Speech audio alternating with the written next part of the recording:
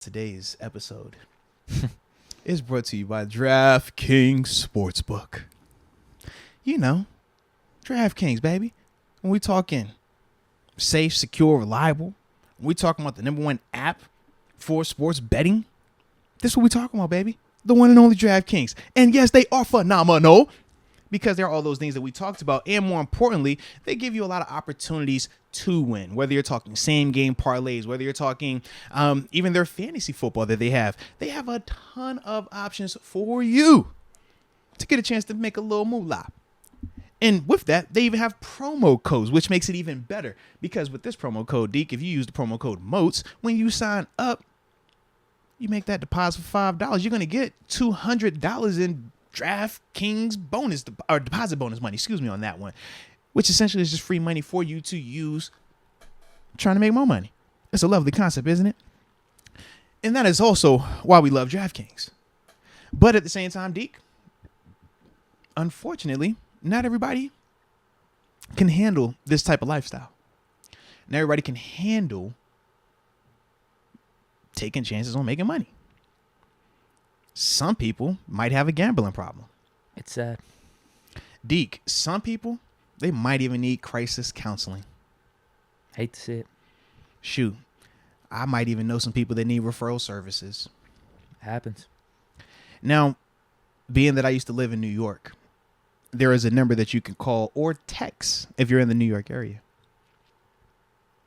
But for everybody else, though, you just got to call 1-800-GAMBLER. I said 1-800-GAMBLER. Receivers like to get fed. And then you even though we're winning and having an amazing run game going. And you even have people in the stands, and the fans is like, yeah, he should be mad. Yeah, he should be. I'm like, bro, we're winning. What am I missing 310 yards of total offense, I think, in the third quarter. Like, bro. And this is what was pissing me off, because the announcers were trying to make a big deal out of it. They definitely were. They're like, bro, they got to get Pickens the ball. I'm like, what are you talking about? Bro, we are running the ball so good right now. Like, we don't need to do anything. We have red zone problems. Sure, should we pass the ball to Pickens in the red zone maybe? Yeah. Or just in general, I'd like to get Pickens targets. But they definitely... This just isn't the game where we're focusing on him, and sometimes that's okay. You could definitely tell that was like a point. I'm like, yo, why do y'all keep saying like and then that? They got the camera shot of him complaining, coming to the sidelines, give me the effing ball. Yep. So I'm just like, yo, we got one. We could deal with that. It's cool. But you gonna take another high end receiver who definitely feel like he can be all world as well? Because, and this is the thing. And that was Pickett's former boo, too. Yeah, absolutely. And my thing is this, even with the context of George Pickens being upset, I get it. Sure. But at the same time, it's like you got to understand that you're working with more than just throw me the ball. It's a lot of other stuff at play when we talk about Deontay in terms of how he gets open, but also the ability of the quarterback. And we're sitting here praising, 4 weeks in a row now, 0 turnovers, right? 4 weeks in a row.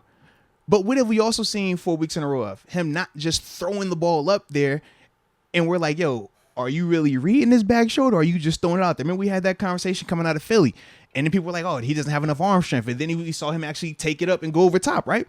But it was like, man, you don't have to just throw that every time. And I feel like at times for Pickens, yes, he's NFL open, and rightfully so.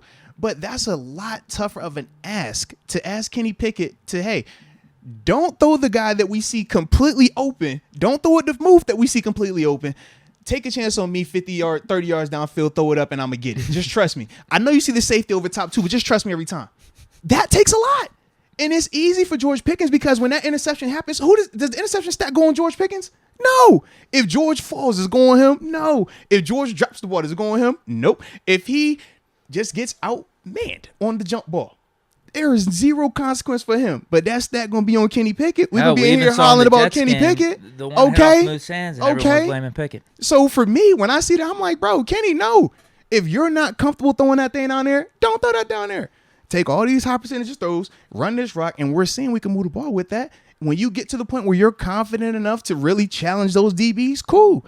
But I'm not going to ask this rookie quarterback who's not even 10 games in just yet. Because remember, he had 2 quarters against the Jets, 2 quarters against the Bucs. So if you is it 7? It might be 7. No, that makes 8. It's 8. I did the math. This one is 8. So with that, 8 games in, I'm not about to be tripping on, hey, man, force George Pickens the ball because he's upset. No, George, you're a rookie. This is a part of the league, man. You're not always going to get the ball, even if you are open. That's a part of it, baby.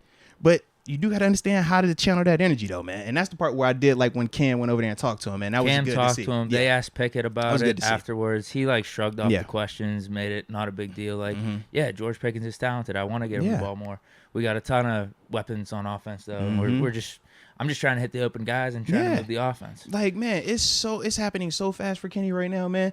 And it's starting to slow down. But now it's like, okay, you've cut down on the things that we were criticizing you on. You've expanded upon the areas that we wanted you to be better in. We're not going to start asking you to just isolate and force something over here just to Especially when the run game is phenomenal. That's what I'm like. I could see if we weren't moving the ball. Bro, we had 9 play, 14 play, 16 play. Like, matter of fact, let me see how many of these drives. Just pull it up one time real quick. Our time of possession was 2-1 in the first half. I think we had 32 or 33 minutes of time of possession. We had 5 drives of 9 or more plays yesterday, too, man. 5 of them, they like, yo, do you know what that does to a defense, man? As a defense, we don't even want to get 2 first downs because 2 first downs is 6 plays plus. That's like, yo, that's too much right there. So when you talk about 9, 10, 11, we had a 14-play drive. Man, I'm not sitting here tripping on forcing that ball out there to a receiver. Man, this offense is working the way that we do it right now. And that's just a part of it, man. Yeah, it's a part of it, man. But I'm with you, bro. That was crazy. But it definitely seemed like super forced from the commentary. I'm like, why do y'all keep bringing this I was getting up? really pissed off. Like, why don't you talk about this running game that keeps working and that we should just keep running the ball because the Falcons can't stop it instead of getting Pickens the ball. Almost like, hey, you can't be doing successful things without throwing the ball to this kid right here. And if you're not throwing the ball to this kid, something's wrong. It's like, no, we're fine right now, man. We're good.